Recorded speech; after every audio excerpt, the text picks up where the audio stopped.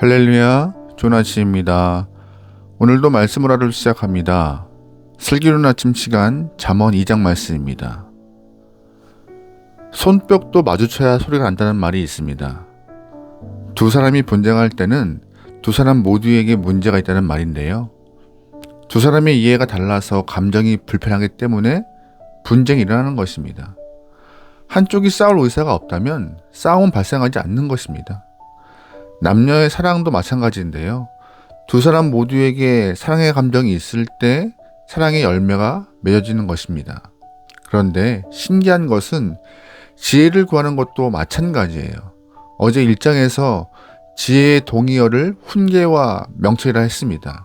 엄격한 교관이신 하나님께서 우리의 인생을 훈련시키려 하시는데 삶에서 훈련을 통과하고 나면 우리는 하나님께서 준비하신 놀라운 지혜를 얻게 되는 것입니다. 하지만 반대로 훈련이 싫어서 도망가면 하나님이 준비하신 그 지혜를 얻지 못하는 것이죠. 덧붙여서 지혜는요, 광장에서 사람들을 찾고 목소리를 높이며 광장에서 사람들을 불러낸다고 했는데, 이 말은 세상의 마음을 열어놓고 나아가지 않으면 우리는 지혜를 얻을 수 없다는 말을 하고 있는 내용입니다. 그래서 오늘 본문 잠언 2장에서는요, 우리가 삶을 통해서 지혜를 얻으려는 마음, 그런 의지가 없으면 지혜를 얻을 수 없다라고 말하고 있어요. 2절 말씀입니다. 내 귀를 지혜에 기울이며 내 마음을 명철에 두며 지식을 불러 구하며 명철을 얻으려고 소리를 높이며. 아멘. 광장에서 지혜가 소리를 높이는 것과 똑같이 우리도 명철을 얻으려고 소리를 높여야 한다는 것이에요. 지혜는 항상 하나님이 명하신 그곳에 있으니까는요, 우리가 그 지혜의 마음을 두지 않으면 지혜를 얻을 수 없다는 것입니다.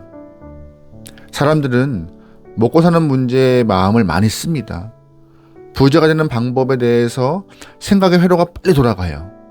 그런데 눈에 보이지 않는 지혜를 얻고 구하는 일에는 굉장히 둔합니다.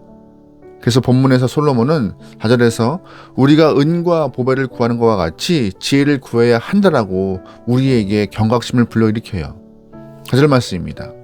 은을 구하는 것 같이 그것을 구하며 감추어진 보배를 찾는 것 같이 그것을 찾으면.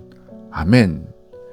만약 우리 주변에 보화가 감춰져 있고 찾는 자가 주인이다라고 말한다면요, 사람들은 눈에 불을 켜고 그 보화를 찾기 위하여 노력할 것입니다. 그런데 성경은 지혜가 광장에 있고 하나님의 창조 세계 안에 있다라고 말하면서도 사람들은 그 지혜를 찾기 위해서 노력하거나 구하지 않는다라고 말해요. 얼마나 안타까운 일이겠어요. 그래서 솔로몬은 그 지혜를 은이나 보화를 찾는 것과 같이 간절하게 구해야 한다라고, 그래야 너의 삶의 지혜를 경험할 것이다라고 말하는 것입니다. 여러분, 그러기에 간절하게 지혜를 찾고 구하시고 하나님께 지혜를 얻도록 갈망하실 수 있는, 그래서 그 지혜를 소유할 수 있는 영혼 되기를 소망합니다. 아멘. 솔로몬은요, 이어서 구체적으로 어떻게 살아야 지혜를 얻을 수 있는가, 찾을 수 있는가 설명하고 있습니다. 7절 말씀이에요. 그는 정직한 자를 위하여 완전한 지혜를 예비하시며 행실이 온전한 자에게 방패가 되시나니. 아멘. 완전한 지혜를 얻을 수 있는 방법은 뭐예요? 유일하게도 정직한 자가 되는 것이었습니다. 솔직하고 정직한 삶을 사는 것은 쉬운 일이 아닙니다. 정도를 지키며 한 길 가는 삶을 사는 것은 생각만큼 쉽지 않아요. 마음만큼 몸이 따라주지 않아요. 왜냐하면 주변 사람들이 정직한 자를 바라볼 때 바보라 하고 비웃기 때문이죠. 세상은요, 적당하게 타협하는 것을 지혜로운 것이라 말합니다. 물질을 위해, 높은 자리를 위해, 이득을 위해 가끔은 악과 도모하며 일을 꾸미고, 이쪽에서는 이런 말 하고 저쪽에서는 저런 말 하는 사람들을 좋아합니다. 그런 사람들을 지혜롭다 말하고 있고 처세가 능하다라고 칭찬해요. 하지만 하나님은요, 완전한 지혜를 얻기 위해서 그런 모습이 아니라 정직을 요구하고 계세요. 정직을요. 본문에서 말하고 있는 정직은요, 우리가 생각하는 도덕적인 정직보다 훨씬 차원이 높은 것인데, 하나님 말씀을 따라가는 것이 정직이라 이해하시면 됩니다. 인간의 의지에 따라 살아가는 것이 정직이라면 우리는 그 사람마다 기준이 다를 수가 있잖아요. 그런데 하나님의 말씀이 정직의 기준되어서 그 정직의 기준된 말씀대로 살아갈 때에 우리의 삶에 뭐가 임해요? 지혜가 임한다는 말씀입니다. 하나님께서는 아브라함에게 약속의 땅 가나안을 허락하시고 그 땅을 지키라 하였습니다. 하지만 아브라함은 기근이 오자 애굽으로 내려갔습니다. 이것은 정직한 행위가 아니죠. 말씀에서 어긋났기 때문에요. 그런데 아브라함이 애굽에 가서 어떤 모습을 보여요? 하나님 말씀을 떠난 아브라함은 애굽에 가서 바로에게 거짓말을 합니다. 하나님 말씀을 떠나는 자는 도덕적으로도 정직한 삶을 살지 못해요. 그러나 우여곡절 끝에 다시 아브라함이 가나안 땅에 돌아온 이후 아브라함의 삶은 하나님 말씀대로 살기 위하여서 땀을 흘렸고 노력했고 이것이 바로 정직이라 말씀하시는 것입니다. 놀라운 것은 정직한 삶을 살 때에 하나님께서는 우리에게 놀라운 지혜를 허락하신다고 계속 반복하고 있습니다. 하나님께서는 80세가 되는 모세를 찾아가서 이스라엘을 구원하라 말씀하세요.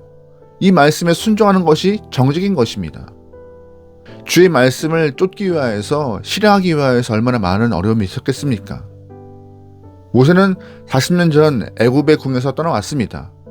지금 모습은 80이 된 모세의 모습은 목동의 모습으로 이제 바로의 왕실에 들어가서 하나님께서 주의 백성을 보내라라고 말씀하십니다라고 이야기해야 되는데 자신의 모습이 얼마나 부끄러웠겠습니까?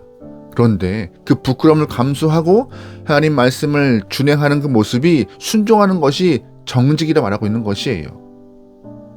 우리가 이렇게 정직한 삶을 살다 보면은요, 우리가 이렇게 정직한 삶을 살아가면은요, 하나님은 감추어진 보배와 같은 지혜를 허락하시는 것입니다. 그러기에 우리는 그 말씀대로 살아가는 정직한 인생 되길 소망합니다. 그렇게 하면 보화를 캐고 은을 발견하는 것과 같이 귀하고 놀라운 주님의 은혜와 은총을, 지혜를 허락하시는 것입니다. 여러분, 그러기에 여러분 삶에 그 지혜가 가득하게 소망합니다. 아멘. 10절입니다. 지혜가 또 너를 음녀에게서 말로 호리는 이방 계집에게서 구원하리니. 아멘. 무슨 말이에요? 본문의 음녀는요, 즉 이방 여인을 말하는 것인데 유혹하는 것을 말하고 있는 것이에요. 우리 주변에서 사람들을 유혹하고 여러 가지 말로 속이는 것을 뜻하는 것인데 생각보다 우리가 하나님 말씀대로 순종하지 못하게 하는 사람들 참 많습니다. 유혹하는 부분들이 참 많아요. 그런데 중요한 것은 유혹하는 영혼만 문제입니까? 아닙니다. 지혜가 없고 정직한 삶을 살아가지 않으면요, 음녀나 이방 계집들이 우리를 가만두지 않는다는 것이에요. 네가 정직히 행하려 할 때 그들의 유혹에서 이길 수 있다 없다? 있다라고요. 우리가 유혹에 넘어가는 순간 말씀의 궤도에서 이탈하게 만드는 것이고 하나님을 사랑하는 마음에서도 멀어지게 할 것입니다. 그러나 정직해서 지혜를 구하고 발견하는 영혼에게는 이러한 유혹이 의미가 없는 것입니다. 부디 오늘 여러분의 하루가 지혜로운 삶 되길 소망합니다. 세상의 이치에 휘둘리지 않고 말씀을 붙들고 지키고 살아간 영혼 되어서 감춰진 보배를 다 얻길 소망해요. 이 지혜의 보배를 움켜쥐고 삶에서 승리할 수 있는 여러분이 되어서 하나님의 기쁨 되길 소망합니다. 오늘 하루 유혹에 흔들리지 않을 만큼 주의 말씀 가까이 살아갈 수 있는 여러분의 삶이 되기를 주로 축원합니다. 아멘. 기도하시겠습니다. 지혜를 주시는 하나님, 하나님의 지혜를 간구하오니 말씀을 정직히 행할 수 있는 능을 허락하여 주옵소서. 세상 가치에 흔들리지 않고 주님의 말씀을 가장 높은 위치에 두고 가치에 놓고 살기 원하오니 우리의 마음 가운데 말씀의 씨앗을 심기시고 말씀대로 행하여 해서 주님이 예배하신 놀라운 지혜의 은혜를 모두가 경험할 수 있도록 우리의 삶을 주장하여 주시옵소서. 오늘을 맡기오며 예수님의 이름으로 기도합니다. 아멘.